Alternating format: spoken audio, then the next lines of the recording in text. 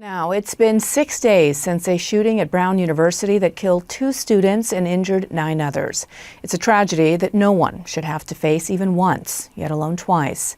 And yet mass shootings have become commonplace in America, where there are more firearms than people. There have been over 390 mass shootings so far this year. As a child, Zoe Weissman survived the 2018 Parkland school shooting and then relived that trauma again this past weekend as she hid in her dorm room at Brown. She speaks to Michelle Martin about why this is becoming a shared experience for far too many young Americans. Thanks, Bianna. Zoe Weissman, thank you so much for talking with us. Thank you. How are you doing today? You know, I'm definitely doing better now that I'm home. It was a very long weekend, and I think that it's kind of setting in for a lot of my classmates. Unfortunately, this is something I've been through before, so I do think it's a little bit easier for me to cope with. So I'm mostly feeling the anger right now. It's so crazy that we're even having this conversation where you can say, I've been through this before. Right. And just to remind that you're a sophomore at Brown, but you also lived through the shooting in Parkland, Florida, and where 17 students and teachers were killed, and obviously the entire community is sort of traumatized. And then this weekend, you know, living through this again, do you remember where you were, like when you heard what was happening this weekend at Brown? Yeah. So thankfully I was in my dorm. I'm very fortunate that that's where I was. I was in my room. I would say my dorm is probably like a 5-minute walk from Barris and Hawley, where the shooting occurred. I was thinking of possibly going to a library within like the next half hour. And then I got a call from my friend who was in a dorm that's closer to Barris and Hawley. And she asked me if I was in that building. And the way she said it, she sounded very distraught. And so that's my brain went to, there was a shooting. And so I said, I'm in my dorm, but what happened? Like, was there a shooter? And she didn't respond to me. And I could kind of tell she was like hesitating to say the words. Mm-hmm. And I was like, you need to tell me, because like, I need to know what's going on. And she said, well, people just ran in here and said there was someone shooting in Barris and Hawley. And so at first I didn't really know what to think, because I think my generation's pretty paranoid about all of this, rightfully so. I was like, it could be a false alarm. It could be like some confusion. And then I would say a minute or two after I got off the phone with her, I got the text and call alerts from the school. And that's when it really set in. The fact that you said when your friend first called you, and that's kind of where your mind went, was there a shooting? Mm-hmm. I mean, wow. Right. But that's where your mind first went. Does that strike you in any way? Yeah, I think it's a combination of the fact that I do have PTSD from Parkland. So like my brain will go there for things that, rationally speaking, it's not probable. But at the same time, if your friend at school calls you upset asking where you are, I do think that, unfortunately, it's not entirely irrational to assume that there's an active shooter. And I think that's indicative of the type of country we're living in right now. Do you remember what steps did you take once you realized what was going on? Yeah, so once the school sent out the alert, we were all automatically on lockdown. And so that just basically meant that I couldn't leave my room or the building that I was in. And so for me, thankfully, that just looked like me staying in my dorm. But unfortunately, for a lot of my friends who were in academic buildings, that meant having to all gather into one common area and wait for the police to evacuate them, which is a much more frightening experience. And so I was in my dorm from the shooting happened a little after 4 p.m. until 6 a.m. the next morning is when the shelter in place lifted. And so thankfully I had food, I had water. There was a bathroom right across the hall from me that I ran to once or twice, but not everyone was as fortunate as me. And so I just stayed in there. I watched the news. I was constantly in communication with my parents and my family and my friends. And then they also did recommend for us to barricade our doors. And I knew, rationally speaking, based on the fact that the shooting was isolated in one building, that I didn't feel imminently in danger, but I didn't want to regret, not barricading. So I did barricade my door, but that wasn't out of fear. That was more so out of a precaution. Did you feel that university handled this okay? Like, how do you feel about the way they communicated with you and all of that? Yeah, I'm actually pretty proud of how the university responded to this. I think, there's only so much a university can do to prepare for something like this when we live in a country where gun violence is so prevalent. So I do think security wise, I've always felt pretty safe at the school. Obviously, that was something I thought about when I was looking at colleges because of my history. And so I do think that the school has a really good balance of having security features without making us feel like we're in a prison. The one thing that I do think that they're going to improve on now is adding more cameras to Barris and Holly. It is one of the older buildings on campus, and the engineering research center, which was built onto the building, is newer, and so that area of the building has cameras, but Barris and Holly apparently doesn't, which I wasn't aware of. And so I know that they're going to fix that immediately, but besides that, I've always felt very safe at the school. And I also think that the response emotionally and mentally was really good from the school, providing us resources. I do think there was some confusion in regards to the police response on campus. But that's more so because there's a lot of different factors having to communicate with one another, being the administration, the Brown Police Department, the Providence Police Department, the FBI. And so I think that's where a lot of the confusion overnight came from. But again, I'm listening to you and you're saying when you were doing your college tour, deciding where to go to school, security was one of the things that you looked at. And I have to tell you, I just don't think that a lot of people in other parts of the world do that. I'm not sure. Nor should they. How do you think, living through Parkland, you were 12. How do you think that affected, who you are now and how you see things?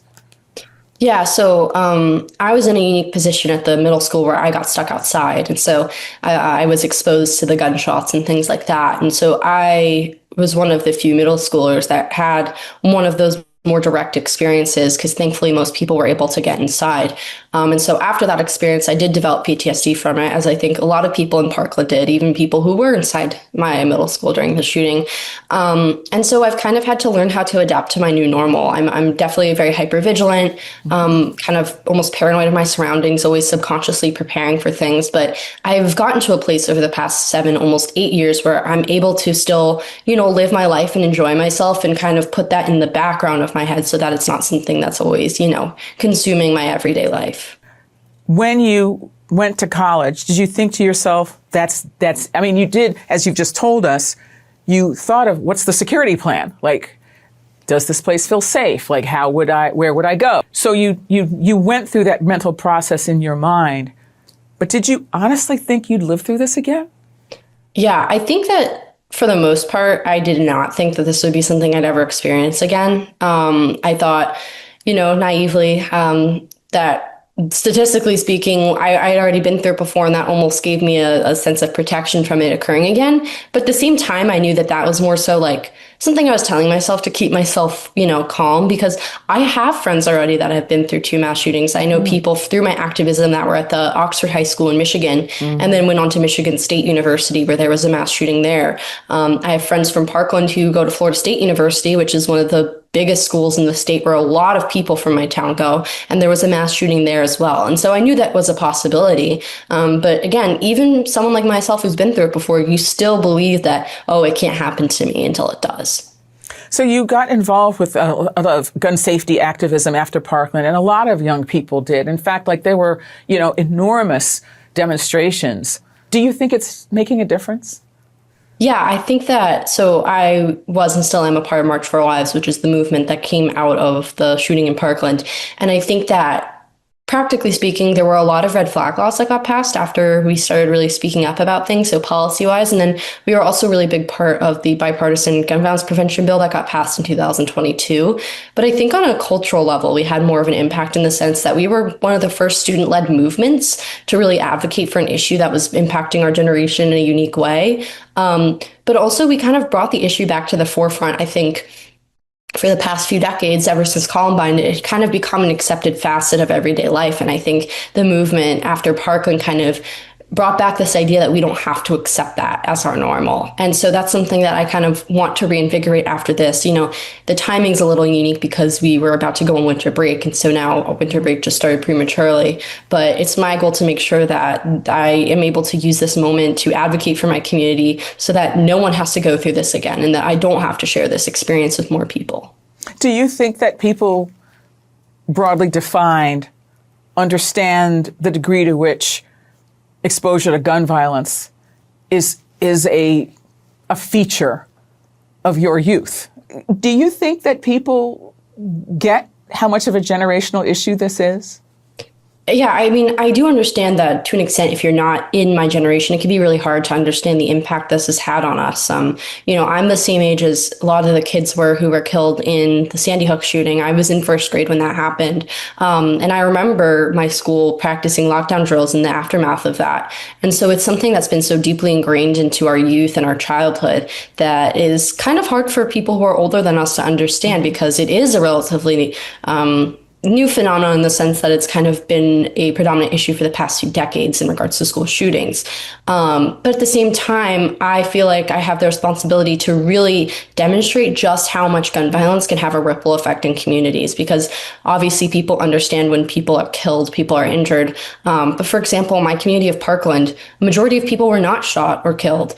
And yet this is still something that affects my community every single day. I go into restaurants and I see signs about the shooting. It's something that's kind of always on the forefront of our minds, and that's something that's hard to understand if you haven't been through it. I don't know whether you're following, any of the details around the investigation and so forth. Authorities, the FBI first said that there was someone in custody. There was briefly, but a person of interest, but this person has been released because they are convinced that this person is not the responsible party. And I just wonder if you have any thoughts about how this investigation is proceeding. Yeah, I think that, I'm not I'm not a law enforcement officer, so I can't speak to the investigation itself specifically, but I will say that I do think there was a communication breakdown between authorities and the Brown community and students themselves. And I think that the confusion surrounding the person of interest and the fact that the FBI prematurely released that information was definitely something that caused a lot of chaos and confusion on campus. I was still in the Rhode Island area when they announced that the person of interest was released, albeit I was off campus, but a lot of my friends who were on campus, that caused so much paranoia that during the press conference, there were false reports of shots fired at one of the libraries. So, there's definitely been a communication breakdown between local, state, and federal officials and students in the broader Providence community. But at the same time, it's very obvious that whoever the suspect is prepared well ahead of time. They clearly knew the area. They knew the fact that Barriston Hawley is right on the edge of campus and exits right out into a very residential area with not much public buildings or cameras or anything like that, because it's almost entirely houses. And they were even casing the area hours beforehand. So it's very obvious that this person knew the area well and prepared very well. So I understand that the investigation might take longer than we want, and we might not be able to know all of the information. But at the same time, I do think that our community did deserve more information and more accurate information than we were given. And now here's the big question. Why do you think this keeps happening? Yeah, I think the only common denominator that we're seeing across all of these acts of gun violence is access to guns. We're the only country in the world where guns outnumber people. There's more guns in circulation in America than there are Americans. So that means over 300 million guns are in this country. And because of how lax federal regulations are, even in states like Rhode Island that have amazing gun laws on the books, there's only so much that states can do in order to protect against how relaxed the federal regulations are around guns. Not only can people cross state lines and go buy firearms in states with more relaxed laws, but there's also things like the universal background check system that are run federally. And so those are systems that states don't really have a say over. And also private sales are not regulated. There's an issue of ghost guns as well. And so we don't know the specifics about the specific shooting, but I will say that I think the only common denominator that we're seeing across all of these acts, motivations may be different, whether that be suicide, domestic violence, gang violence, everyday gun violence, or mass shootings. Those ideologies are different. Those motivations are different. The people are wildly different. But the one thing they have in common is people having access to guns when they shouldn't. And so I think that the issue ultimately comes down to needing to pass comprehensive federal gun violence prevention laws.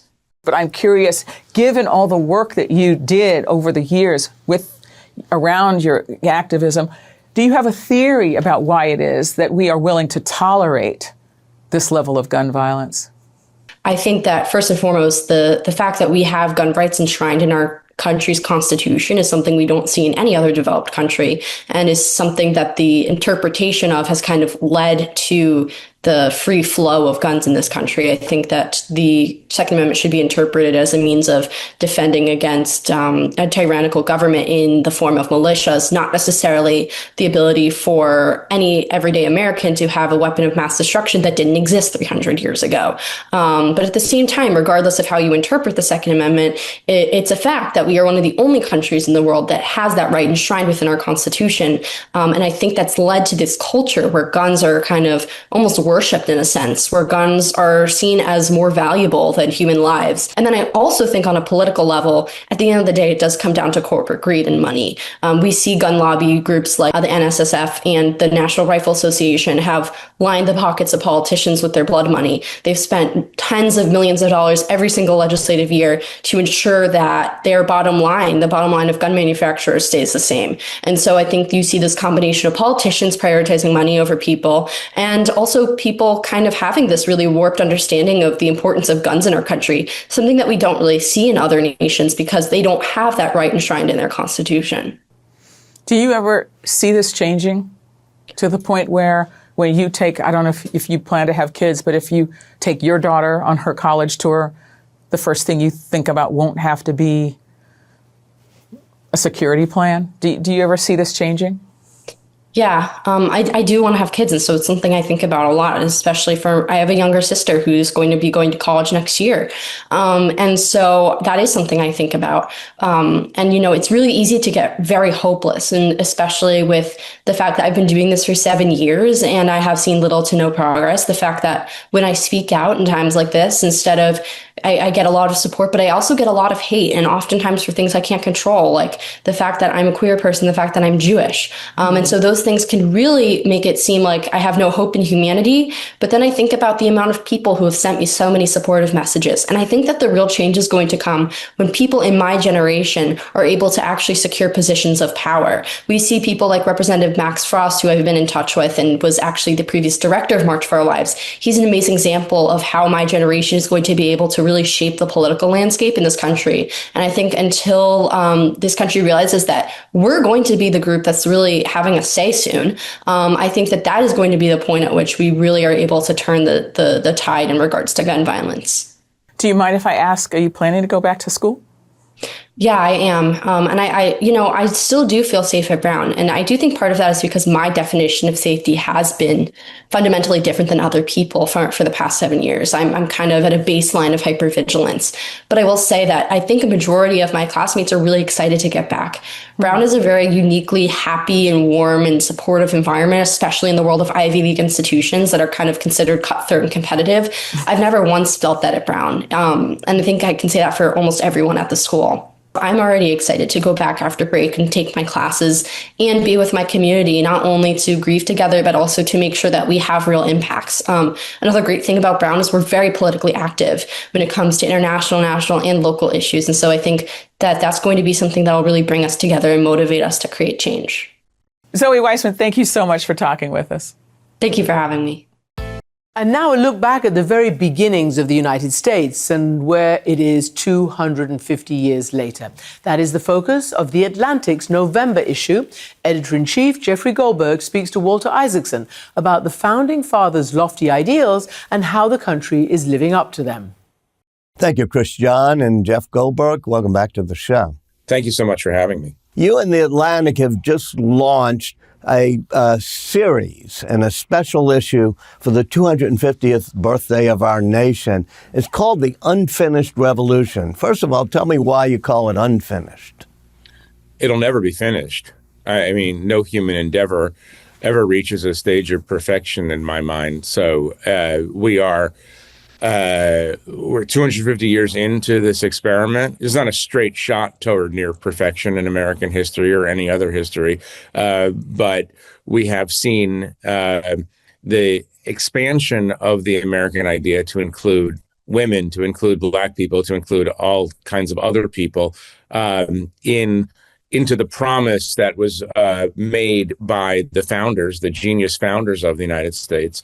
And what I mean by unfinished is that we're always trying to figure out better ways to be a representative democracy. It's also unfinished. There's a I guess you would say, a particularly unfinished quality to where we are right now, where in my mind and in the minds of a lot of other people, we're slipping backwards in many categories, including and especially in organizing a government by the people and for the people.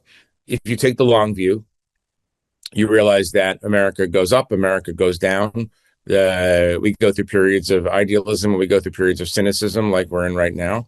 But it's the task of every citizen to try to understand what their responsibility is as delineated by the founding documents and the founding fathers of our country.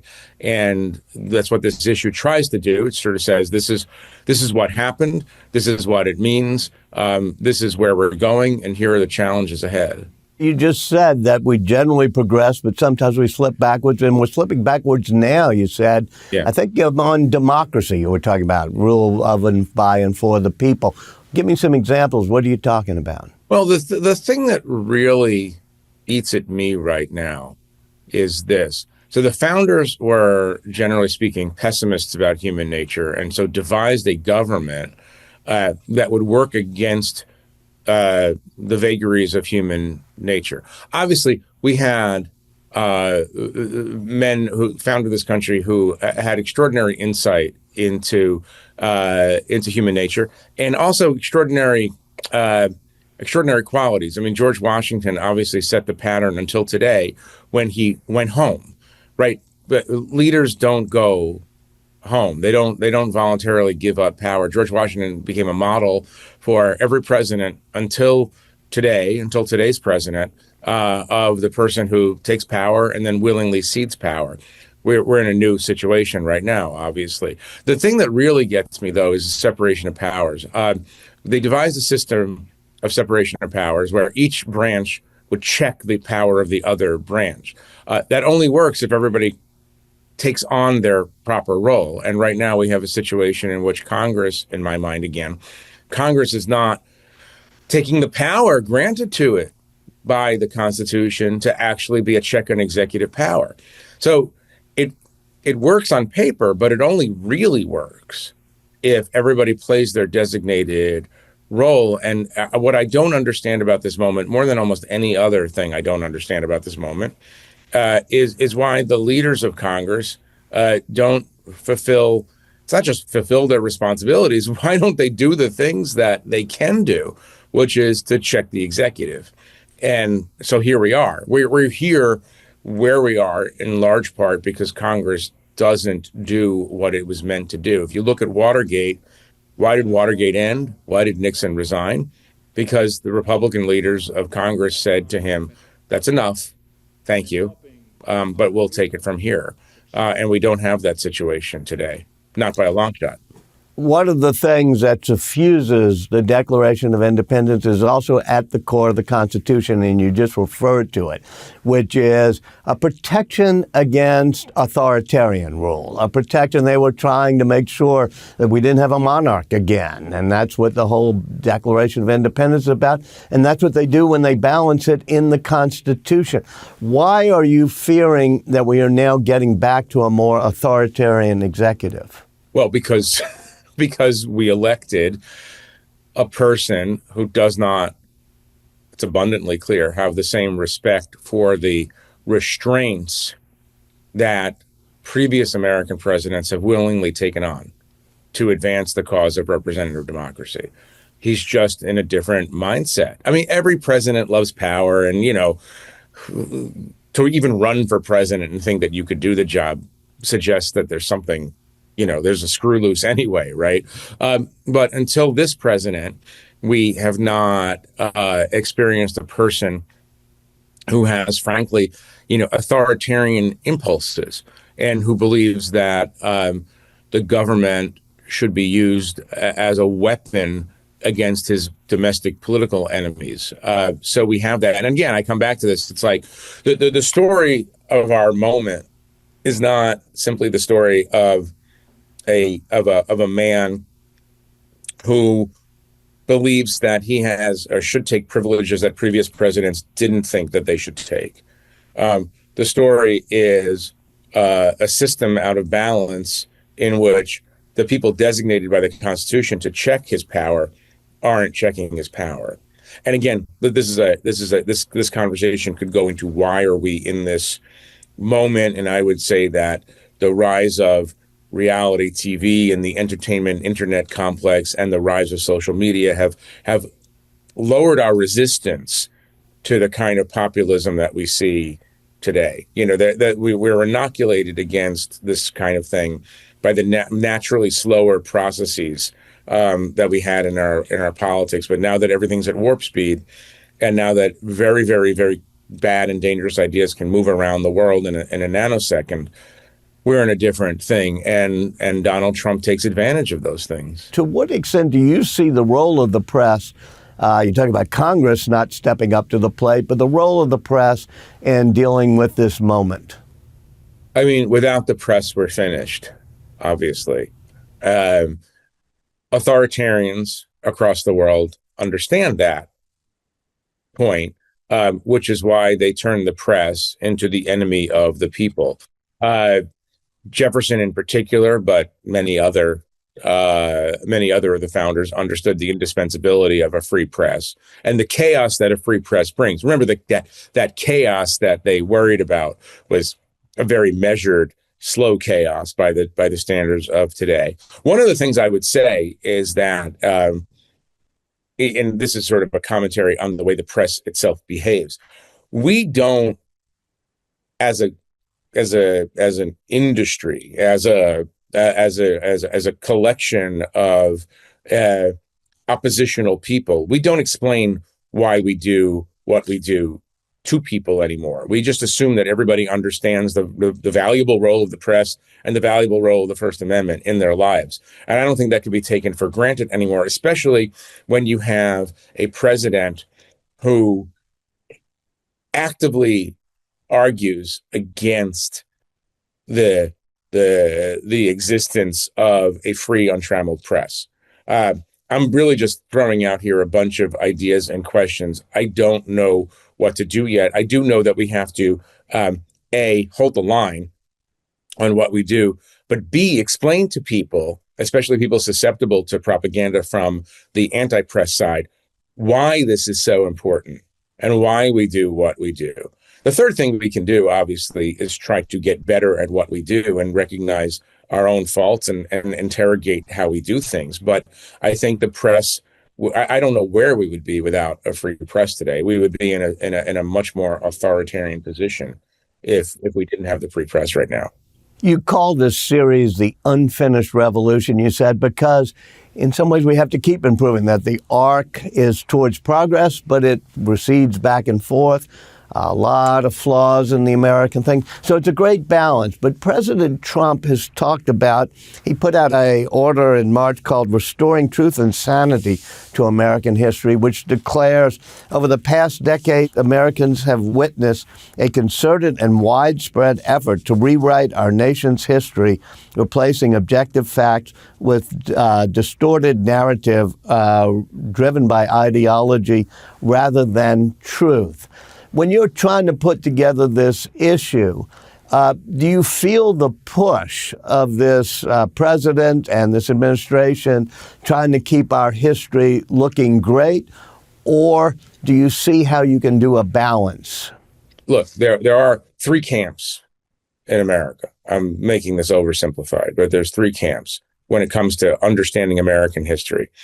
There's what I think of as my camp, probably your camp, which thinks that America is a wonderful country, a wonderful experiment, that sometimes it's made bad mistakes. But the great thing about America is that we learn from our mistakes and then we get better. The expansion of rights is one example of that. And that we're so strong and self-confident that we can examine honestly the mistakes we've made in order to learn from them and just deal with them. There's another camp that is so brittle and fragile in its understanding of American history that they think you can't say anything bad about America at all, which is silly. I mean, it's just juvenile, right? That to criticize any aspect of America is to be anti-American. There's a third camp, and this is, on the hard left, that thinks America is uniquely evil in the world. I don't have much patience for it because it's so dumb. That America is a uniquely evil presence on the world stage. That's not for me. I'm in the middle group, which says that America is a wonderful experiment.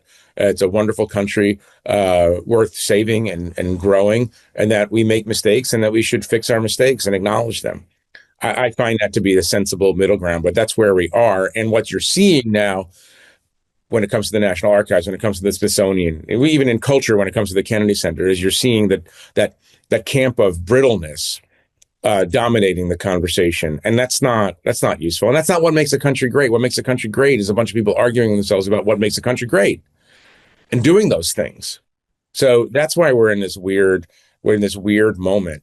One of the things you have to deal with, of course, is slavery and the notion that Jefferson can write all men are created equal when he's enslaved 200 people, and there are 500,000 enslaved Africans in the colonies at that point. Annette Gordon-Reed takes it on real well in your issue, which is this question of how do you look at that but also see the progress made the 250 years since then. Tell me how Annette Gordon-Reed takes on that issue of all men are created equal and how we have to deal with that.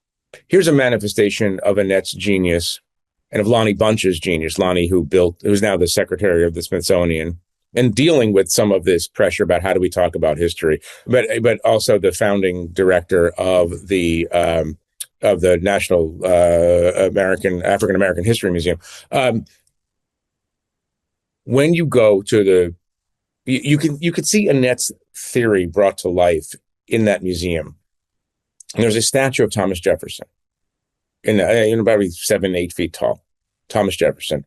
Behind him is a curved brick wall that has etched into each brick the name of one of the slaves, one of the enslaved people, Black Americans, who were kept in Monticello, right? And the wall is higher than Jefferson. And the symbolism there is obvious, that the sin of Jefferson is larger than the man, right? And then above that, 2 stories high, the opening words of the Declaration of Independence. And that symbolizes that the ideals that Jefferson held but didn't live up to as a man are perfect. And that's what we're striving for. It's the perfect representation. And, I have such admiration for Annette and all the scholars who have made Jefferson the more complicated, that's probably a euphemism, complicated figure that he actually is. But that's a perfect representation of the entirety of the American story. The founders were flawed men who had a limited understanding by our understanding today of who gets freedom, right? But they articulated a set of ideas that, if you actually carried them out, would create something close to utopia on Earth. And that's I don't know, that should keep Americans motivated for a lifetime. Let's get better. We don't have to make believe that Thomas Jefferson, George Washington were perfect people. We just have to acknowledge that they had some pretty good ideas for us and that we should do them. I have a piece coming out in this series a little bit later based on a book I've done about the Declaration that talks about that second sentence, "we hold these truths to be self-evident," as being a foundation for common ground in this country and for the American dream. How can a series like you've done in The Atlantic, in the tradition of your previous editors, of Emerson and Oliver Wendell Holmes and others, how can a series like this form a foundation for common ground? One of my worries is that we don't talk about these things anymore. You just can't assume that people understand their own history unless it's taught and discussed widely.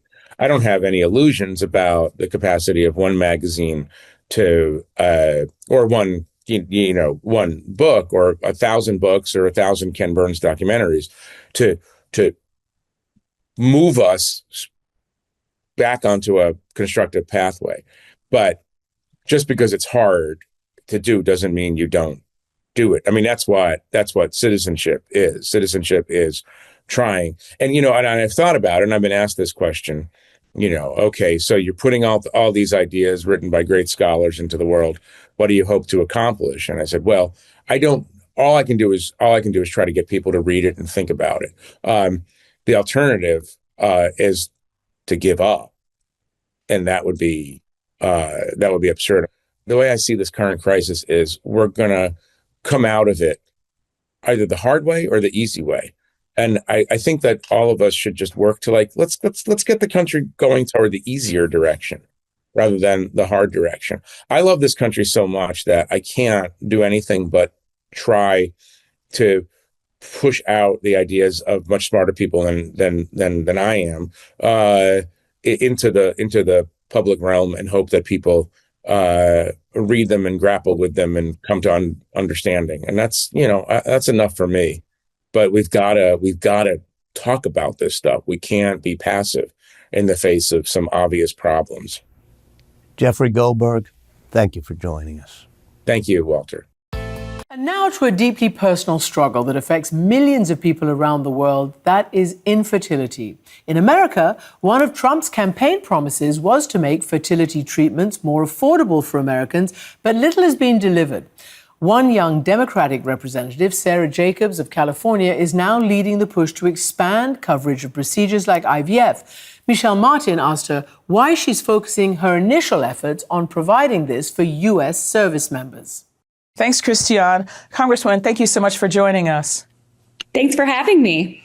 I do want to focus on your bill provisions that were in the defense bill that just passed. But before we get to that, what's the atmosphere on the Hill? It's just been tumultuous doesn't really capture it, but it's been a really difficult couple of days. We're talking in the wake of the murder of the, controversial conservative activist Charlie Kirk that stimulated, some feelings, in a lot of different institutions. And I just wondered, what's the atmosphere on the Hill right now? Yeah, I'll be honest, it's really tense here.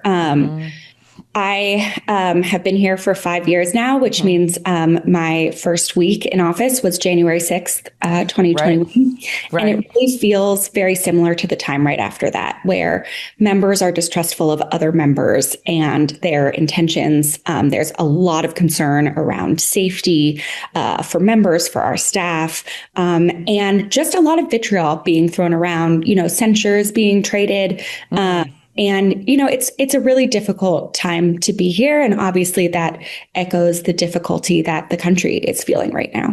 I'm glad you mentioned January 6th because, one of the issues right now is political violence.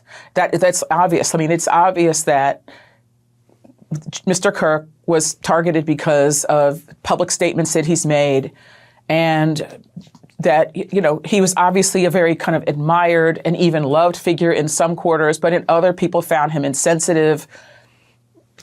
Not polarizing, it doesn't even really capture that. Insensitive, some people found his comments kind of racist, sexist, etc.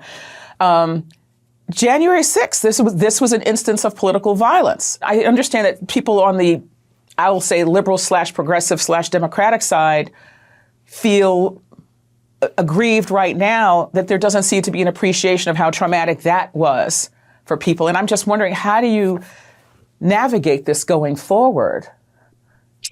Yeah, I mean, it's really difficult, right? I was in the House gallery on January 6th, trapped, literally introducing myself to my new colleagues, while hiding under a chair.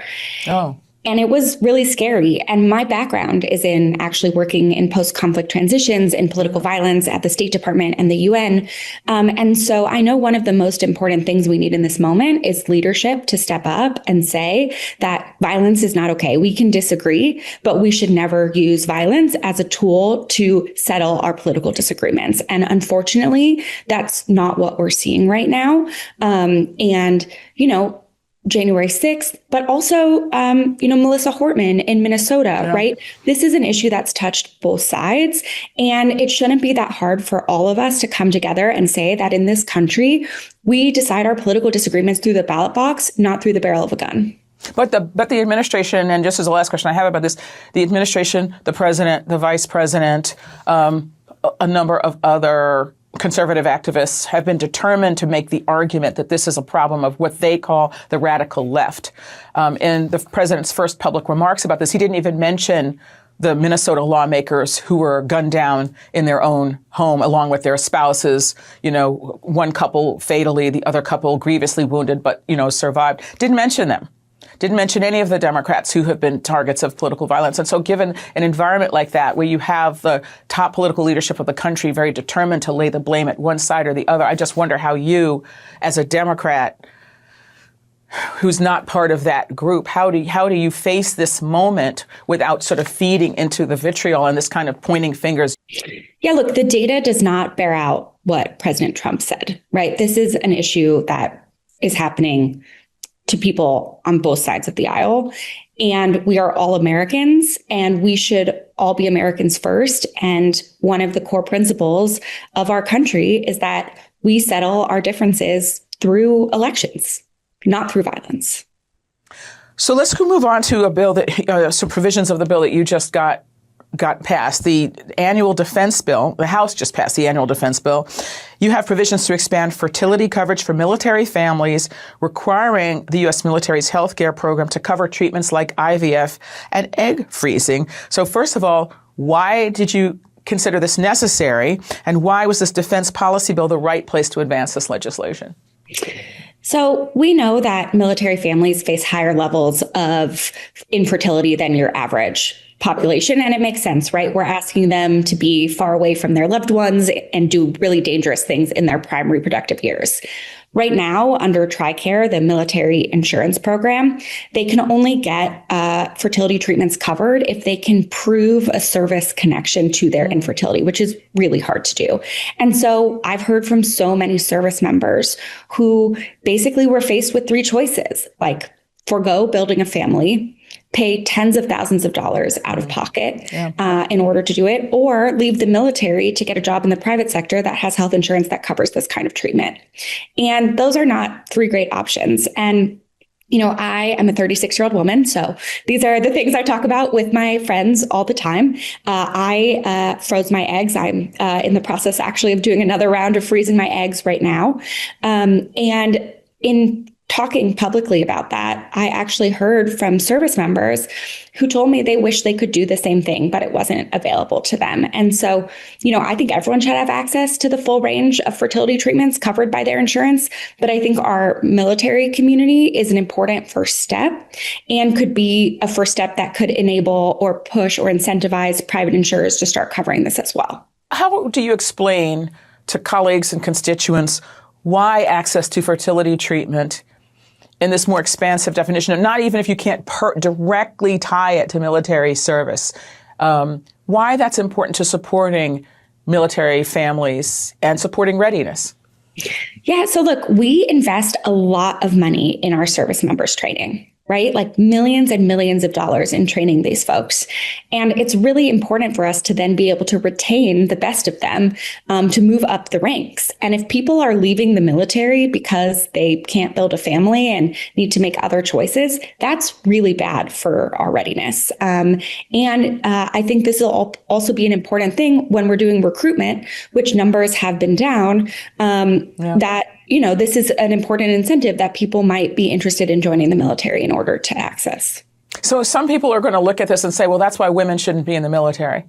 So just for clarity's sake, this isn't just for women service members, right? This is for spouses of male service members so that they can preserve their fertility or their opportunity to have children while men are on these long deployments or are perhaps exposed to, elements that might compromise their fertility, correct? That's exactly right. This is service members and their spouses. You actually talked publicly you just said it, about freezing your eggs. Why did you talk about it? And why did you feel comfortable talking about it?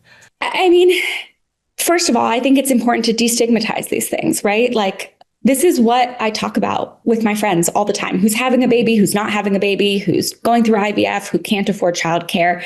And the idea that this should somehow be shameful, people often think about freezing your eggs as this sad thing, right? Like, oh, you're sold, you didn't find a partner. But in reality, I find it very empowering. I'm able to take agency in the decisions about my life. And what is a bigger decision than when and how to start a family? And also, like, I work in a body where it's our job to make laws for the whole country. And so many of my colleagues don't understand these technologies, have never heard of them. It's no secret that this is the third oldest Congress in history. And so, for me, another big part of it is that we're not going to make good policy if we're not talking about these issues, because if my colleagues don't even know about them, we're not making policy about them. And this is an area where we need to be making good policy and expanding access. So what was it like when you first surfaced this publicly with your colleagues? Like, I know you said with your friends, you talk about this all the time, but what about with your colleagues? Did eyebrows raised or like, a little squeamishness? Like, I don't know. Definitely all of that. There's also just, I think, a lot of like dis and misinformation about fertility out there. Like, so there's a lot of education that has to be done. Like, many of my colleagues don't really understand how reproduction works, right? Like, I had a Republican colleague who wanted to introduce a bill that banned abortion at 6 days, but you actually start counting pregnancy by your last period. So you're literally not even pregnant yet by 6 days. And so, like, there's just so much mis and disinformation out there. And yet at the same time, women are feeling so pressured to build a family and have kids by this administration, by others. And, I think it's important that we talk about how that really works and what are the real policies we can do to help people who want to build their families. It's my understanding that the administration is also considering banning abortion access at VA facilities. I don't know, is that also part of this bill, or can they do that by regulation or by executive order? This bill only covers active duty service members, but we are working on other efforts to try and combat what they're doing at the VA. So that isn't set in stone yet? They can do it by executive order, but we're trying to push back. Look, it's a conundrum in a way, because one argument might be, look, if on the one hand, you're saying you want to ban abortion because you think that that's wrong, but you won't encourage people to have families or support them in doing so. I don't know if those are related arguments or if you've even heard those linked in that way. Yeah, absolutely. And, they rolled back the policy that allowed service members to travel in order to get abortions if they were stationed in states that didn't have access to abortion. And so, no, I think it's a huge component of it. Like, it's why I spend so much time thinking about quality of life for our service members. I represent San Diego, the biggest military community in the country. And when you talk to service members, the things they want to talk to you about are like childcare, housing, healthcare, just like everyone else. But we have, like, these folks are serving our country. We have a responsibility to make sure that they can take care of their families too, not to mention that if they're worried about their families at home, or they're struggling to build their family or to afford it, or can't find childcare, like, they're not fully focused on the job we need them to do. Well, in fact, there's a Blue Star Family Survey found that about 1 in 4 service members or their spouses report infertility. Can you just explain, what is it about military service that might make that uniquely true? That's right. Look, the military population is more likely to be of reproductive age, so that increases just the number in general. But then if you think about, like, military service, it's during your prime reproductive years, right? The majority of people in the military are under 40 years old. And we're asking them, one, to be away from their loved ones during those years on long deployments. But also the things we're asking them to do are really dangerous, right? They're interacting with a lot of chemicals, with explosives, with other kinds of things. And also, in recent years, obviously also been sending them into literal war zones and conflicts. And so I think it makes a lot of sense that they then are having more of these struggles with fertility than the average population because of the things we're asking of them. But, even President Trump, during his campaign for this term, called for making IVF, in vitro fertilization, more affordable. Do you see any evidence that there's a move in that direction? We've not seen any evidence of that, although I'm still hopeful, because I do think it's something that is really, really important. And while our bill that impacts military service members does not cover everyone, it still covers millions of people. And we have often seen that when TRICARE starts to cover something, private insurers tend to start to follow. And so we're hoping this could be one of those signals. One of the things that distinguishes your tenure is sort of trying to find kind of nuanced approaches to difficult issues around fertility coverage, but also on another polarizing issue, Israel and Gaza. Like, you've supported Israel's right to defend itself, but you've also tried to speak up for humanitarian access, calling out atrocities. And I just have to wonder, are you kind of a caucus of one in that? Or do you feel like there are other people looking for that middle space? I mean, there have been these different groups over time, the Problem Solvers Caucus, the Blue Dog Democrats, people who saw themselves as people who were looking for these centrist positions. But do you feel that there's space for somebody like you? I'm the youngest Jewish member of Congress. So, for me, the issues in Israel are very personal. I have family who lives in Tel Aviv. And in fact, my first cousin actually moved to San Diego after October 7th because she didn't want her kids to be in a bomb shelter every night. At my cousins, my aunt and uncle still send me pictures of themselves in the bomb shelter, many nights. And then I also think about the families in Gaza who don't even have bomb shelters to go to. And I've been all over Israel many times. I've been to Gaza. I've been to the West Bank. For me, I think it's maybe because of that easier to see the humanity on both sides. But I actually think that my position is what the majority of Americans feel, that October 7th was really bad, that Israel has a right to defend itself, but also what we're seeing in Gaza right now is horrific and terrible and should be stopped. And that's particularly true of young Jews. And so, I think it's often hard here in Congress to find a nuanced position, right? Everyone wants you to pick a side. But I actually think that most of my colleagues and most of the American people are actually where I am. And I just have the personal story to be able to talk about it a little bit more loudly. And as we are speaking now, another possible government shutdown because of an inability to pass a budget on time, an inability to return to what's called regular order, which means just doing what we all learned about in fifth grade, which is, committees meet, they talk about the budget, both sides pass it, president signs it, they work out their differences in committee.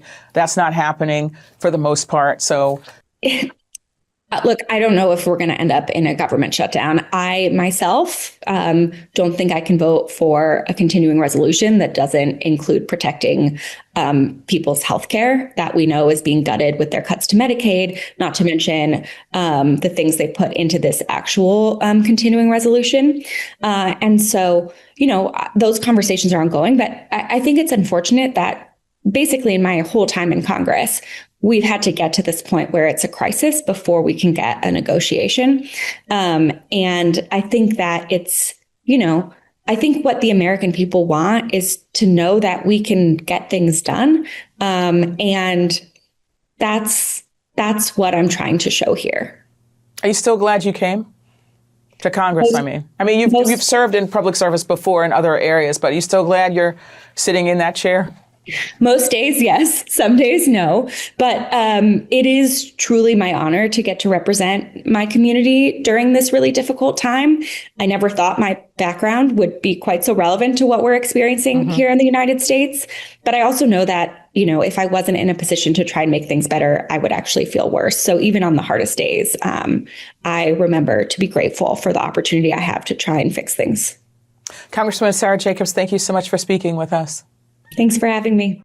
Now for a major new investigation into a secret mission gone wrong. A New York Times report reveals the details of a botched operation allegedly greenlit by President Trump in 2019, which led to U.S. Navy SEALs killing several North Korean civilians. All this while high-stakes nuclear negotiations were going on between the two leaders. Journalist Matthew Cole reported on this story, and he joins Hari Srinivasan to discuss it. Matthew Cole, thanks so much for joining us. You just recently published a piece in the New York Times about a SEAL Team 6 mission that most Americans did not know about. So this is 2019. The administration is trying to figure out how to denuclearize or negotiate with North Korea, right? And the administration, like every party in any negotiation wants as much of an advantage as possible to try to get an edge. Well, what are they thinking? What are they saying? Let's tap the phones. But getting something into North Korea is not that easy. Why did they go with this particular route? Well, let me just say that, even in our reporting, and we're very explicit in the story, that there were some details that we withheld because of the sensitivity and the nature of the, listening device, or the capabilities that the U.S. government has, that we wanted to err on the side of caution of. In 2018, the U.S. government saw an opportunity to place a listening device in North Korea in the middle of a series of negotiations. Let's understand and get an idea of what the negotiators on the North Korean side are saying to Kim Jong-un. And secondly, there was a sort of a potential for a longer term strategic advantage to get access to North Korean communications, period. And so the question is how do you get a device into North Korea?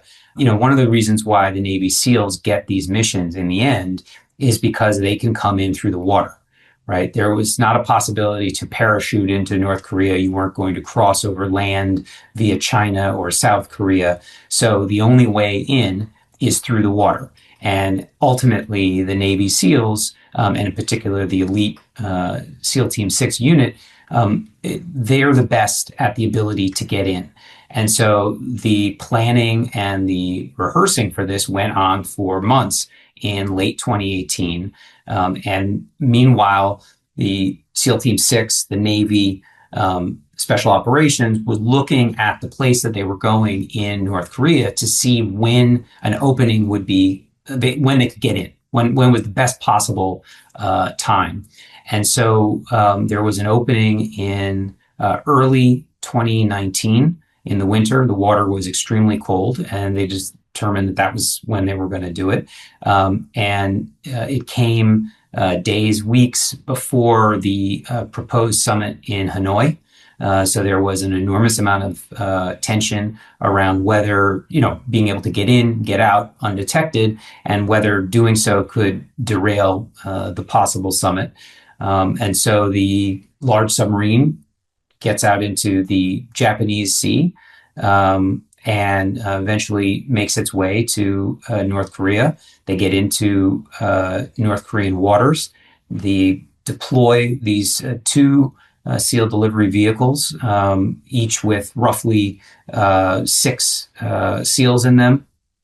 And they motor their way underwater. They're considered wet subs, which means everyone's in a suit with scuba gear, and the water is so cold that they had to have neoprene suits that had heating elements to them to keep them from freezing, because it was a 2-hour ride into their location where they were going. The mini subs got about 150, between 100 and 200 yards meters from their location at the shoreline, and the SEALs get out and they make their way. They have practiced this over and over again, what just seems like a physically grueling task. And a lot of things have to go right. What went wrong? You're right.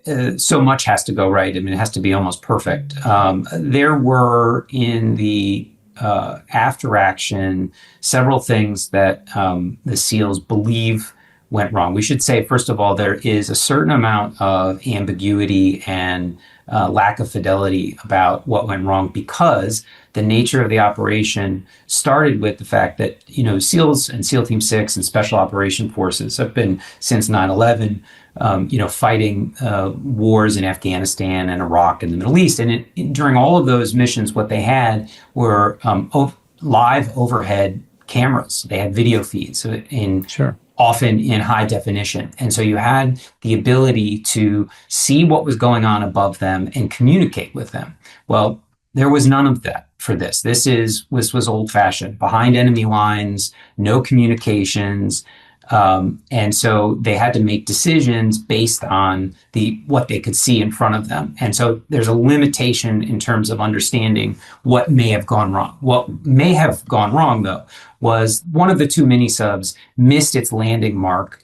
It turned itself around. It released the SEALs. The SEALs, staying underwater, made their way towards the shore.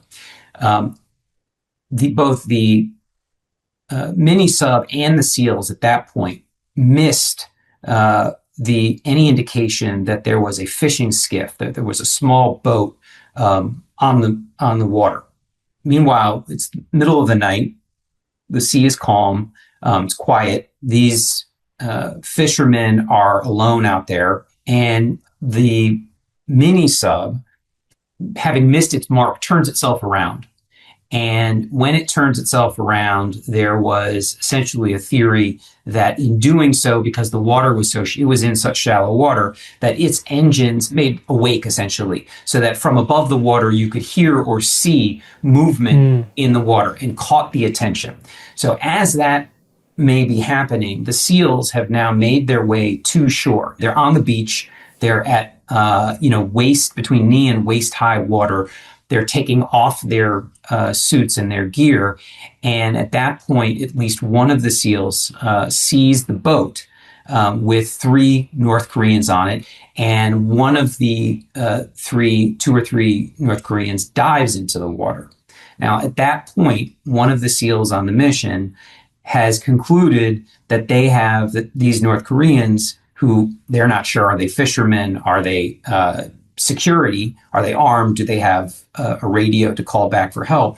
That they have discovered the mini sub, and that this one who's dives into the water is trying to look at the mini sub, right? And so as soon as that person pops back up, that SEAL decides to fire his weapon. And at that point, the SEALs had been under strict orders that had they interacted with any humans, whether it was security or fishermen, that they had to abort the mission. They opened fire, the rest of the SEALs opened fire on the people in the boat. They make their way back to the boat to see and inspect. They discover that there's no weapons, there's no radio. It appears to be just North Korean civilians, fishermen. And they ditch the bodies in the water, and they get back into the mini subs. And they call in with a distress signal to the nuclear submarine offshore. And that nuclear submarine has to come in to shorten the distance, but for the route for the mini subs into the large sub, and get them out. And they were able to. In your reporting, you talk a little bit about how this SEAL team was formed in 1980, how it's become kind of this almost legendary unit, in part because of Hollywood, part because of some of their successful missions. But you also go on to write, but among some in the military who've worked with them, the SEALs have a reputation for devising overly bold and complex missions that go badly. Most of us never hear of any of the risks that they take that did not work out.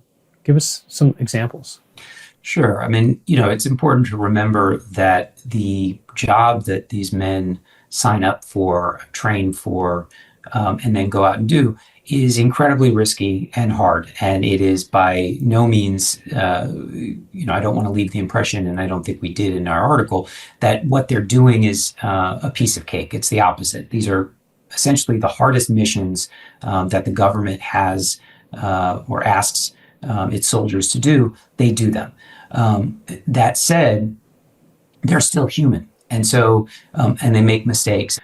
They've had a series of missions after 9/11 where, part of it was, it's less about misconduct and more about when they make mistakes, and they have they've had a legacy of cover-ups, of lying about, trying to avoid scrutiny or accountability for their errors.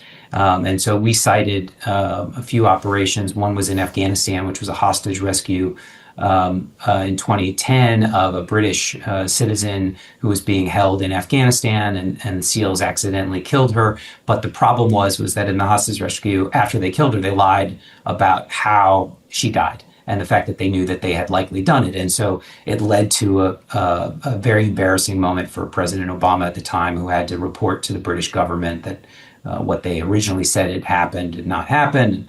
More recently, under the first Trump administration, he greenlit a very risky mission into Yemen to go after al-Qaeda. in 2017, and it led to 30 civilians being killed in a village. They lost a huge airplane, and a member of SEAL Team 6 died. And the point we try to make in the story is that members of the special operations community and of the military, one of the reasons why they were speaking about this mission was sort of twofold. It was not just that the SEALs, there's a reminder that even among the elite, mistakes are made, but also that these things carry incredibly high risk. And we, as a civilian government, is no different than the rest of the American public. If the vision and the view of SEAL Team 6 are only their great successes, the death of, the killing of Osama bin Laden, or saving Captain Phillips in the Indian Ocean from Somali pirates, is that they are, supermen that can do anything. And in fact, it's not like that at all.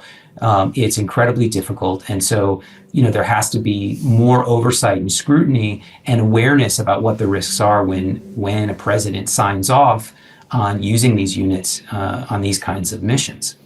So getting back to this mission, I'm sure it spurred a lot of different internal reviews. What did they find? Was there some accountability?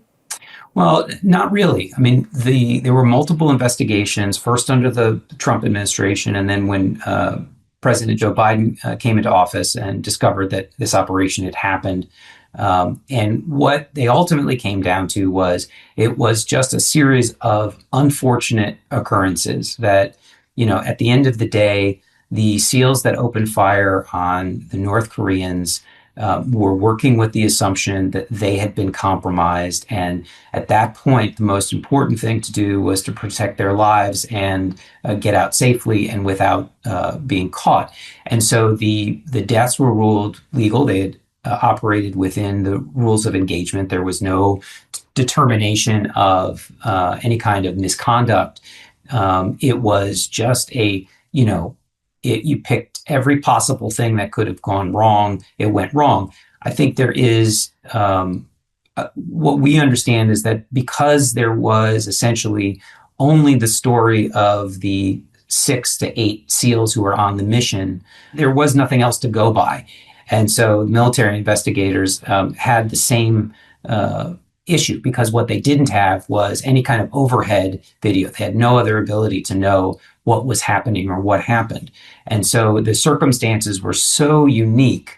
They get the SEALs, I think appropriately get an enormous amount of leeway here. And what it was, the military determined that it was just a series of unfortunate events, and there was no one really to blame. So when did members of Congress know about this, hear about this? Because usually these kind of missions, there are select members of Congress who have different committees who are in the loop. Yeah, well, one of the most surprising things in the reporting on this story was that the president, during his first term, never informed Congress at all about the mission before or afterwards. And so the mission was first briefed to what they call the Gang of Eight by the Biden administration. And the Gang of Eight is the top 4. It's the top Republican and Democrat in the House and the Senate, and then the 2 leaders of both the intelligence committees. And so that gets your 8. And so they didn't learn about it until at least 2 years after the mission had occurred. And that, we believe, may have violated law about notifying Congress when a president is required to notify Congress. Your story came out. The president was asked explicitly about this story, and he stated, quote, "I don't know anything about it. I'm hearing it now for the first time." Yet in your reporting, you point out that this mission had explicit authorization from the President of the United States when that nuclear submarine was close to North Korea. What do you make of his response?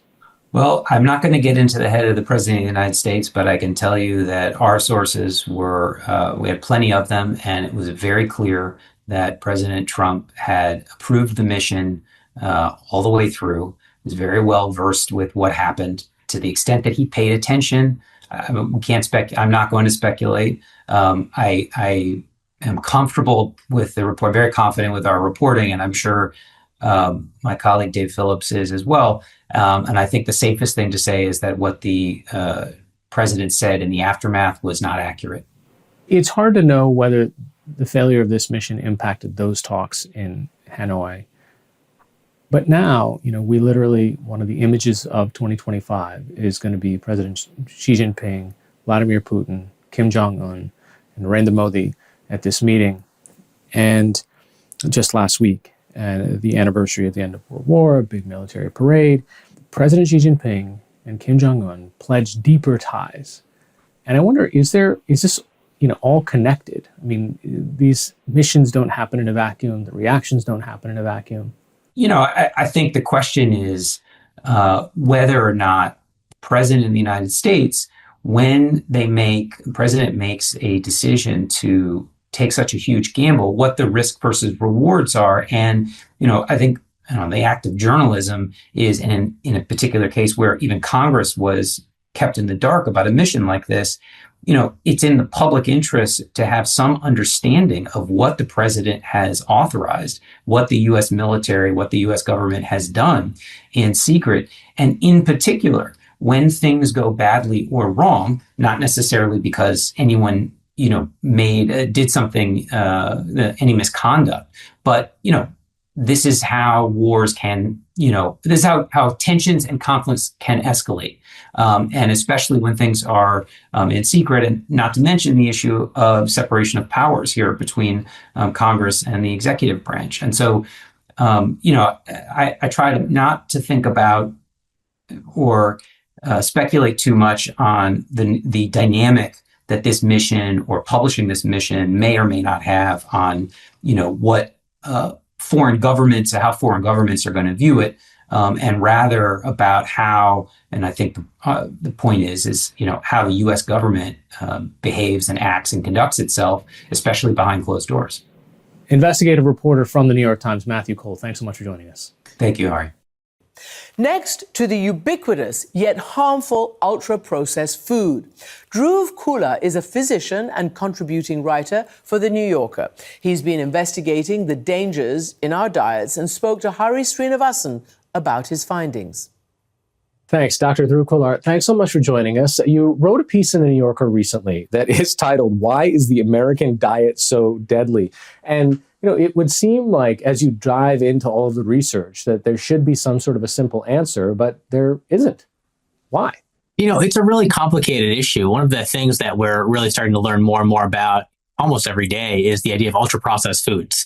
And that's a really broad category. It's one that, we've only really had in our lexicon for the past 15 years or so. But our diet, the American diet, has among the most ultra-processed foods in the entire world. And so if you think about how we compare, about 60 to 70% of our diet is considered ultra-processed. It might be half in France or a third in Spain. And so we really are an outlier in this way, and our rates of chronic disease and obesity track with that. So can we just get a kind of a definition on the table? What's processed? What's ultra processed? What, if I'm looking around through my pantry or my refrigerator, how do I know the difference? Yeah, it's a great question. So people generally have a sense that ultra-processed foods, they sound just like bad food or junk food, but there's actually a very specific scientific definition. And so if you think about ultra-processed foods, you start at the very bottom. So most foods, when they come out of nature, are unprocessed or minimally processed. So you think about eggs or nuts or vegetables, and these are group 1 foods, and those are generally considered natural and healthy. Then we get to group 2, which is kind of culinary ingredients. And so salt, butter, fat, sugar, these types of things. If you add the first group to the second group, you get the third group, and that's considered a processed food. Almost all the food that we have is processed in some way. You think about just buttering and salting your pasta. That's now a processed food. Doesn't mean that it's a bad food. What we're talking about here is that fourth group 4 foods. And that means that it has using unnatural ingredients or unnatural processes to get there. And so a lot of these foods have high fructose corn syrup or hydrogenated oils or certain emulsifiers or thickeners, additives of all sorts. And that's what we're talking about when we're talking about ultra processed foods. But it's a very broad category. And so everything from gummy bears to canned kidney beans might fall into this one category. And so we really need to be thoughtful about what are we talking about when we say ultra processed foods are harming our health. So what is the actual effect on our health when we take on these ultra-processed foods? Is it our ability to digest it or how we store it? I mean, you looked at really fascinating research, which actually had people eat pretty weird diets as much as they wanted for days on end.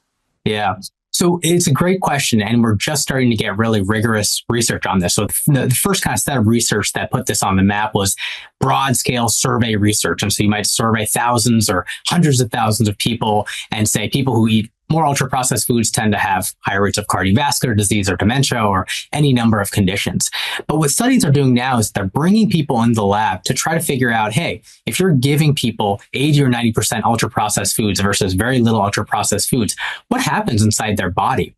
The headline finding here is that people tend to eat many, many more calories on an ultra-processed diet than on an unprocessed diet. And so some of the studies that we've seen, 500 more calories a day, 800 more calories a day on an ultra-processed diet versus an unprocessed diet.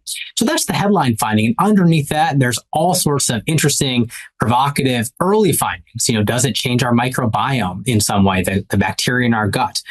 Does it change our hormone levels and cause us to feel more hungry? Does it change our taste buds, for instance? Are we more likely to crave salt and sugar and other things that are unnatural because we're so used to ultra-processed foods and the kind of the high hit of those things that they offer? And so those are the things that are still a little bit speculative. We're figuring them out. But the headline finding seems to be that we just eat more calories when we're on an ultra-processed diet than when we're on a minimally processed diet.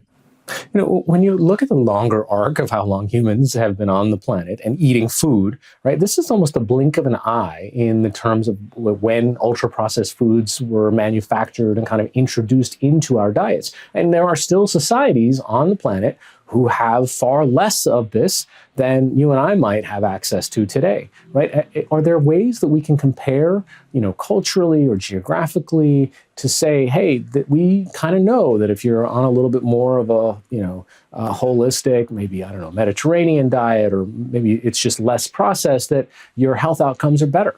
That generally seems to be the case. And so countries that have had a more traditional diet, that haven't had this industrialization of their food system, tend to have lower rates of obesity. Actually, the researcher that put this whole idea on the map was a researcher named Carlos Monteiro in Brazil. And what he found was he was tracking, what are people buying when they go to the grocery store? He had all these receipts, and he found that people are buying less salt, less sugar, less fat. So he's thinking, how are we having this explosion of obesity? And what he realized is that people just basically aren't buying those things. They're just getting them packaged in foods that are coming to them that are ultra processed.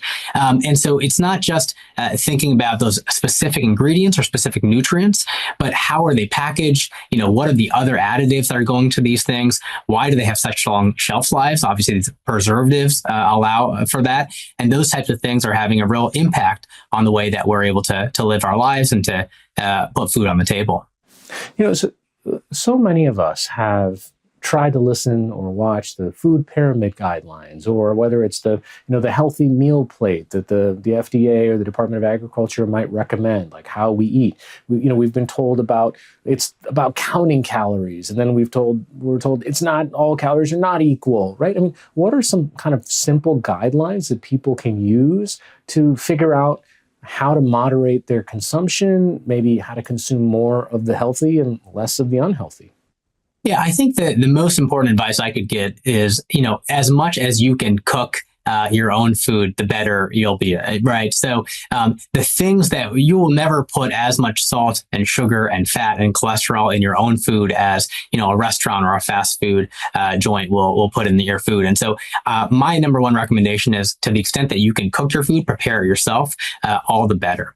Not everyone has the time or the convenience, the ability to do that. A lot of fresh foods can be pricey. They're not readily available. And so from there, I think about out how we can minimize the processing in what we're eating. And so there's a big difference between an ultra processed yogurt, let's say, that has one specific emulsifier that's improving the mouthfeel of that yogurt versus Doritos or something that is like very heavily processed. And so I think keeping to things that are less processed on that entire spectrum of processing. And I always go back to Michael Pollan's famous adage, which is basically eat real food, not too much, mostly plants. And I think if you can stick to those 6 or 7 words, that'll get you a lot of the way there. Well, how much of this has a social dimension to it, right? Like I'm thinking right now, if you gave me the zip code of someone in a test cohort, I could probably give you a pretty decent guess as to whether or not that population has high rates of heart disease or diabetes, just based on their poverty level, right? And whether or not they have access to, whether they live in a food desert, whether like the corner bodega is really the only place that they're getting their food. Yeah, I think you're getting an incredibly important point, which is we make some decisions about our food, but a lot of the decisions that we're able to make are influenced by economics, by our social status, by politics, and so all these things kind of come together to produce a food environment, and the food environment around us dictates a lot of the options that we'll have. And so the first step, I think, is to educate people, to help them understand how to make healthy decisions about their lives. But we also need to move upstream and talk with policymakers. There are things that we can do to change the subsidies in this country that subsidize some of the junk food, things like corn and soy that end up as preservatives in our food. There are potentially restrictions on certain types of marketing, especially for children. People have talked about getting ultra processed foods out of schools, which I think is a good idea. And so there are things that we can do at a higher level to try to shape the environment in which people can make healthier decisions for themselves. Well, we're having this conversation as Robert F. Kennedy Jr. has been picked to be the Secretary of Health and Human Services. And one of the things that we heard before and during his confirmation was that there is some bipartisan interest in some of the things that he's talking about in terms of getting ultra-processed foods out of school lunches and so forth. Now, there's got lots of other sort of controversial viewpoints that he has on lots of things, but I wonder whether or not this administration or any administration really has a chance at trying to decrease this, given that most of the companies that are making these ultra-processed foods are also very active in lobbying for their interests. It's such a good point. And, one thing that is important about this whole conversation is that we're talking about it. It's on the map now in a way that it wasn't a few years ago. I mean, people have been concerned about chronic disease and obesity, but as you mentioned, there's real movement behind particularly the idea of ultra-processed foods, but more generally trying to reduce rates of chronic disease in this country. And I think where we can make common cause across the aisle, we should definitely pursue those options. It's hard to say how much progress we'll be able to make without having very specific proposals for what we're going to be able to do. But the idea that people at the highest levels of government are now concerned and talking about this in a really passionate way, I think bodes well for the potential, at least, to make progress on this issue.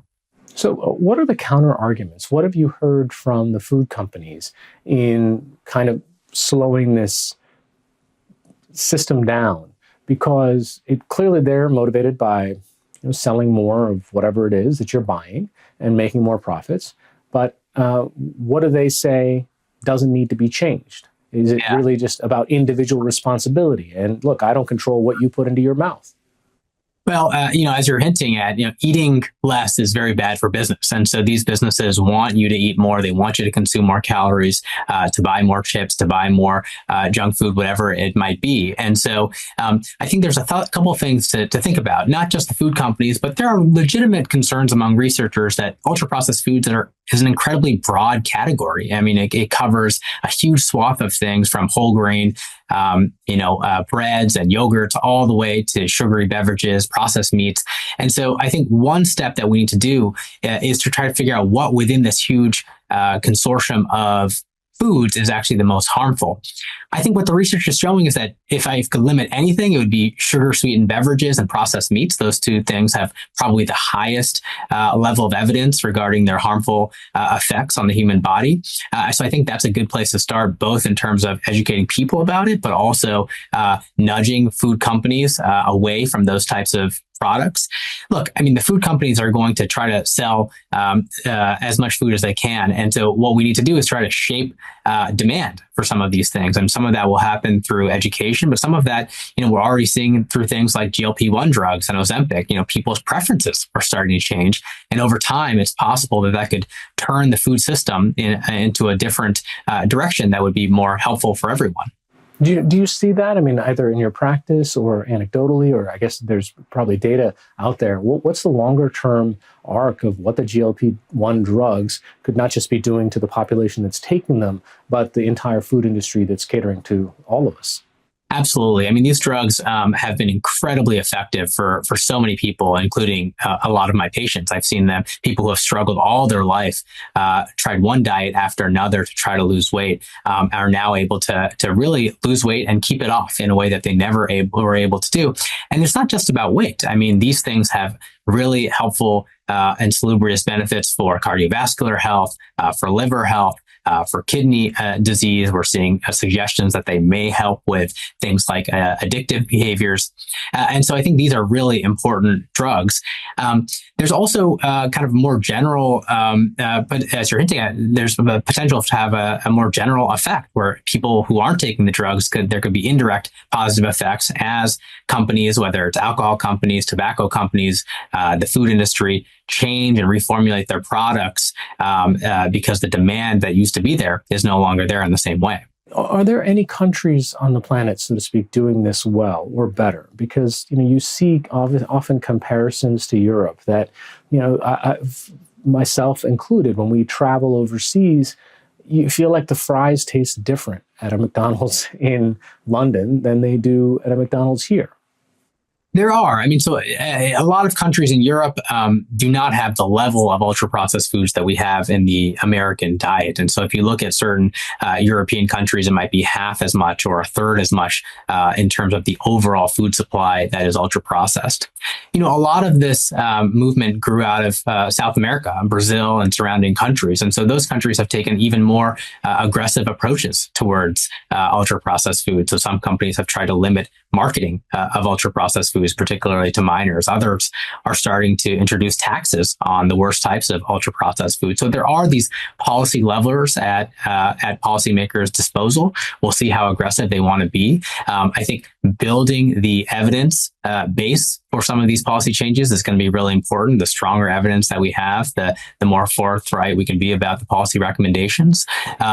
But for now, I think, moving forward with helping people understand the potential risks of consuming these types of products, I think is the best first step. So how do we kind of get smarter in that way where we might be seeing, well, I guess in this case, disinformation, because it's actively and intentionally trying to disinform us so that we make a certain kind of purchase. But, how do we navigate this? How do we become food literate enough so that we can tell what's something that we should avoid from not? Yeah, I mean, I think helping people understand what is going in their mouth, what is on their plates, where their food is coming from is so important. Empowering them to make decisions that are going to be good for their long-term health, I think, is going to be really important. What's so exciting, I think, about this potential movement is that it is bipartisan. So many of the things that are going on in our country have become politicized, and there's real division around, particularly things around public health. This is an area where still the left and the right and the center agree that chronic disease in the United States is a big problem. Most people agree that our diet is contributing in a substantial way to those rates of chronic disease, and people are motivated to make a change. And so I think it's a place where there is potential to make real progress. So what is the kind of rule that you go by in your household, right? I mean, you are kind of an average family, you have kids, you've got a busy schedule. You write that, ironically, when you were a resident, you were counseling people on diabetes and eating better, and yet you're taking processed foods in the hospital cafeteria. Yeah, I mean, I think, I shared that anecdote just to suggest, how difficult it is really to avoid ultra processed foods, to avoid foods that aren't good for you. I'm here counseling people with heart disease or diabetes to eat healthier. And here I am. It's very difficult for even someone with knowledge and experience to find food that's consistently healthy. In our house, we try our best to cook every evening or to prepare food at the beginning of the week and eat it over the course of the week. Of course, we order in and we give into fries and pizza from time to time. But again, the most important thing that I want to try to instill in my family and my children is that if you could prepare your own food, it's almost always going to be healthier than anything you buy in a restaurant or at a fast food restaurant. Dr. Dhruv Kohler, contributing writer to The New Yorker. Thanks so much for joining us. Thanks so much for having me. Now, outrage over the surging presence of federal agents in Minneapolis continues as the United States reels from the deadly shooting of Renee Good by an ICE officer last week. Minnesota and Illinois are now suing the Trump administration, while new calls to defund ICE are emerging amongst Democrats. But what about actual accountability for Good's death? 6 federal prosecutors quit yesterday after the Justice Department pushed for a criminal investigation into Renee Good's widow. Mike Fox is a legal fellow at the Cato Institute, and in a new article, he highlights that this tragedy and its aftermath are part of a wider trend of federal impunity, as he tells Hari Srinivasan. Christian, thanks. Mike Fox, thanks so much for joining us. Just this past week, Renee Good was shot and killed on a residential street in Minneapolis, Minnesota, by a U.S. Immigration and Customs Enforcement agent named Jonathan Ross. You wrote recently in an op-ed something that kind of caught our eye, which was that this is part of a pattern. And tell us, what is that pattern? Yeah, Hari, good to be here. Thanks for having me. So, it's difficult to get data from the government, from Border Patrol, from ICE, from the Department of Homeland Security.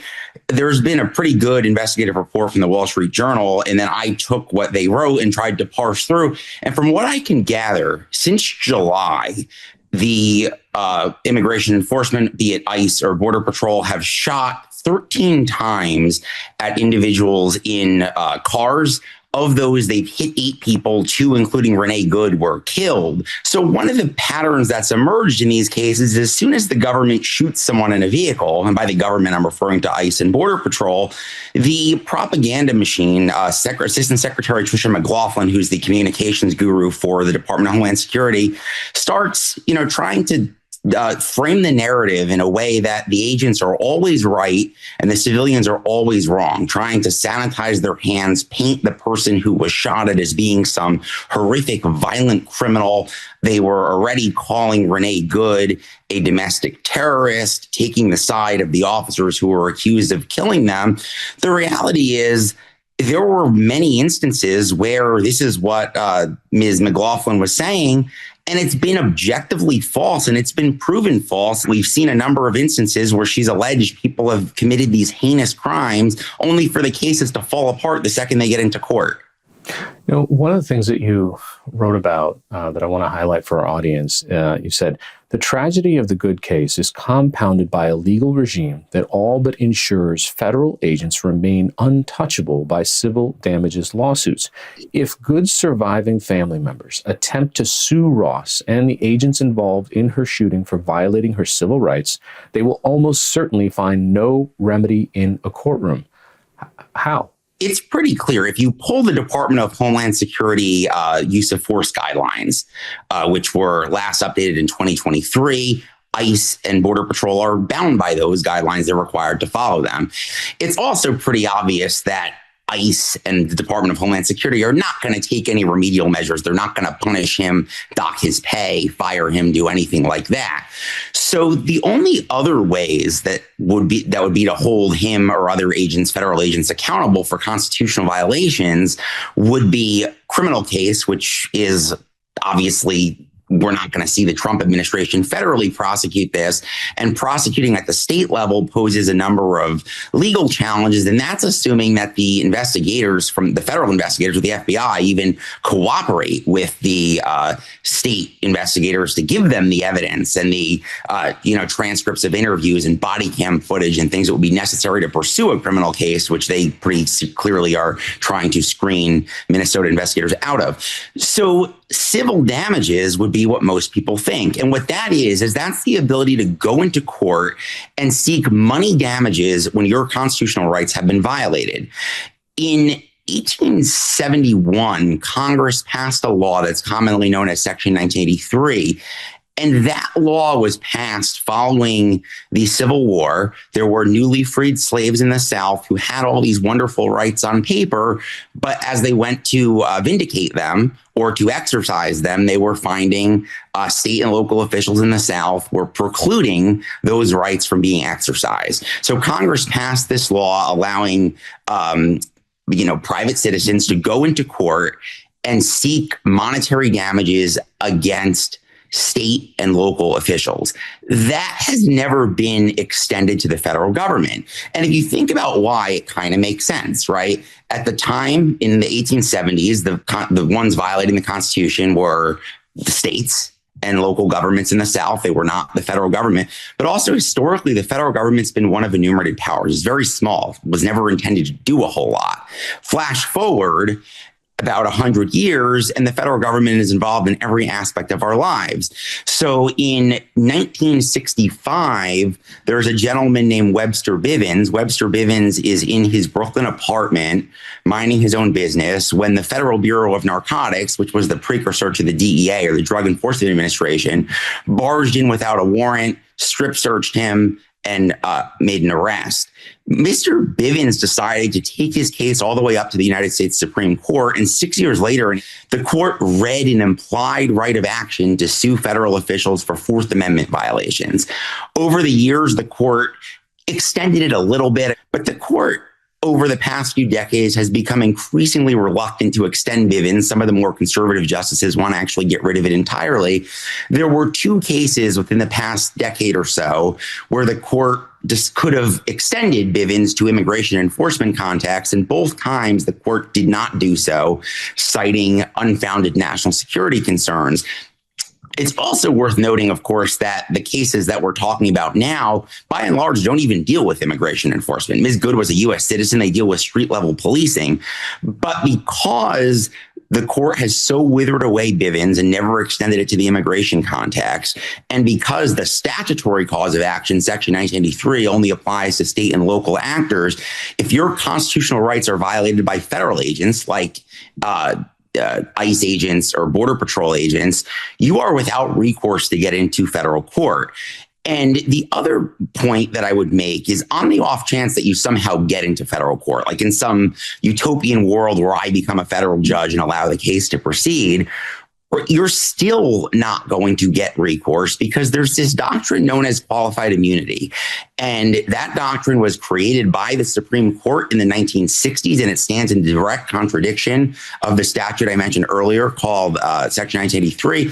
And what qualified immunity does is it says that unless you can identify a case where the exact same thing happened in the exact same jurisdiction, so unless Ms. Good's family could go into court and prove that an ICE agent violated someone else's rights in the exact same way that their loved one's rights were violated in the Eighth Circuit, which is where Minnesota stands, they have no redress. And of course, qualified immunity only matters if Congress were to codify Bivens, or if the court were to recognize a implied right to sue federal immigration agents in the first place. So these two doctrines working together make it all but impossible to ever get into federal court seeking civil damages.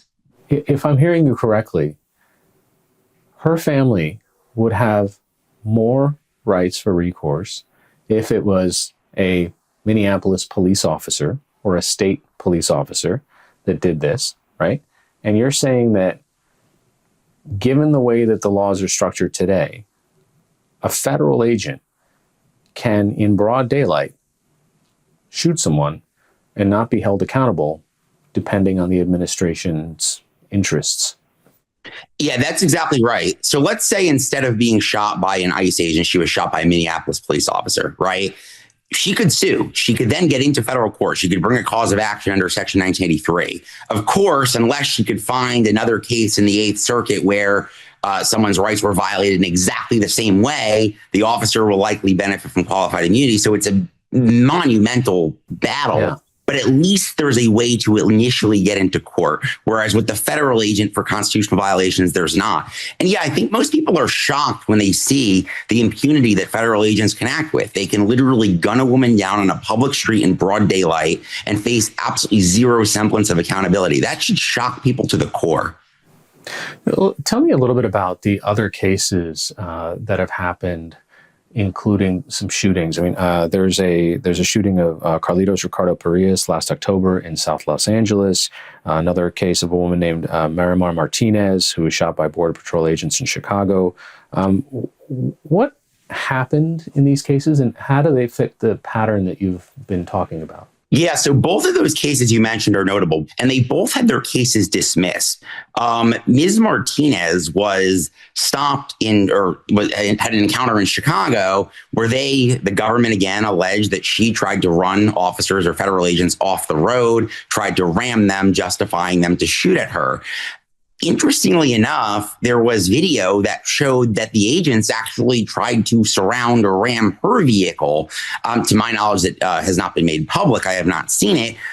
But the government moved to dismiss the case, which the judge granted. And then in the other case that you mentioned, Mr. Carlitos, he had his case dismissed by a federal judge, by a U.S. District Court judge, because the government was not complying with discovery obligations. They would not turn over body camera footage timely. I believe they were also impeding his ability to interface with counsel and assist in his own defense. These are some egregious constitutional violations. So I want to, emphasize that it's not just ICE and Border Patrol who hold responsibility here. It's also federal prosecutors. I was a public defender. I was never a prosecutor.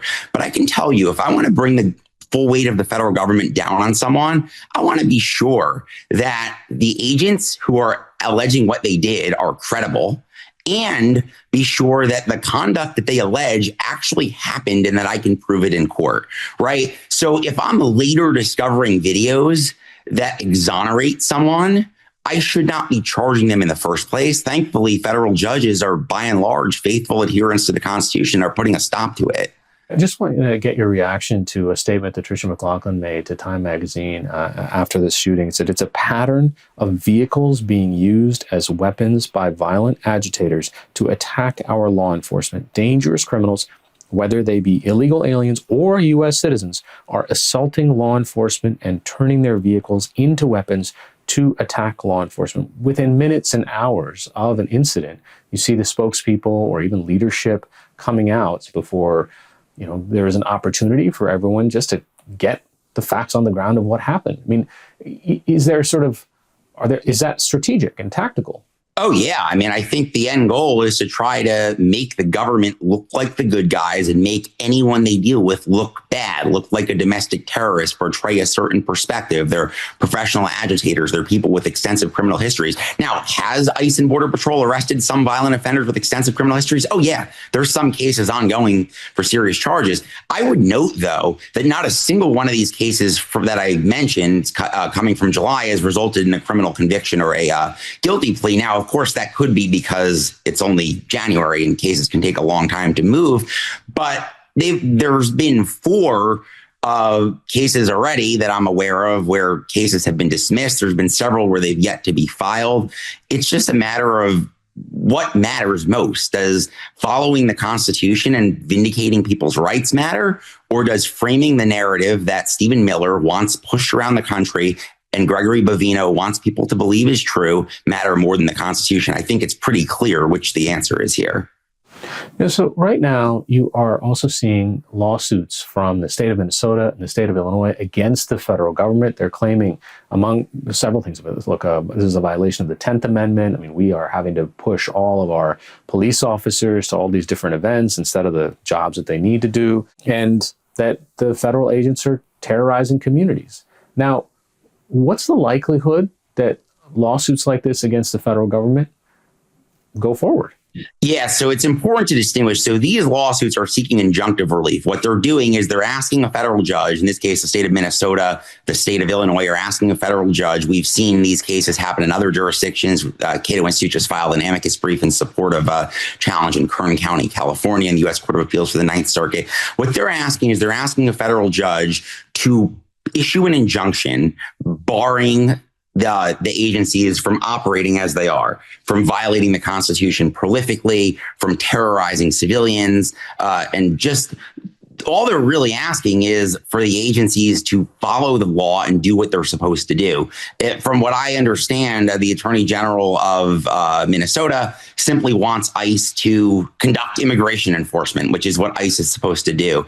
I don't think that's in any way unreasonable. Now, the question as to how successful these lawsuits are going to be depends, right?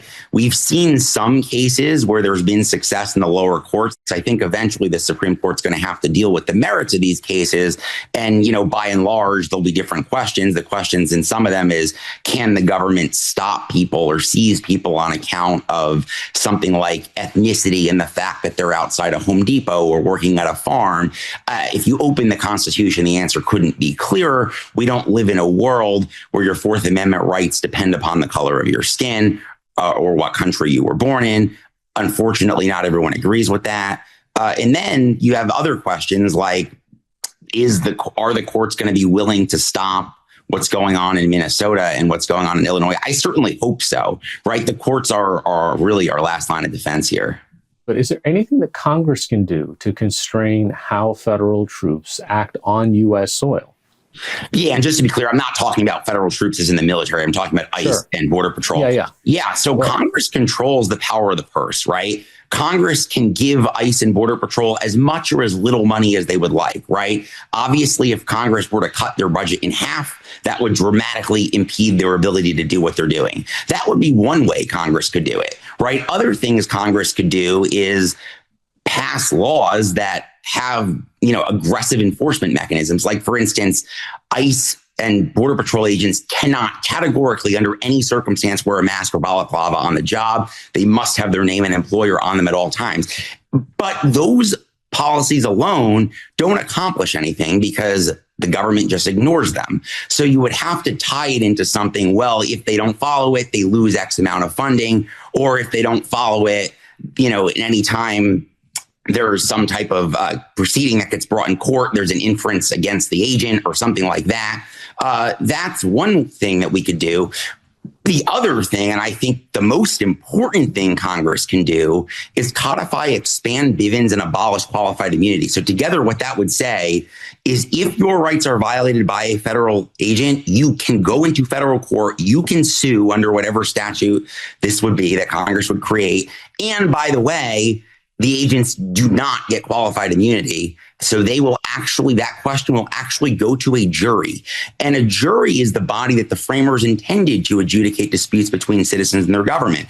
So in cases like Ms. Goods, what jurors would be asked to deal with is something like, was the force used by Officer Ross objectively reasonable under the circumstances? So they could ask questions like, is jumping in front of or walking in front of a moving vehicle contributing to the danger? And is that something that should be considered? These are questions that jurors are supposed to get to decide.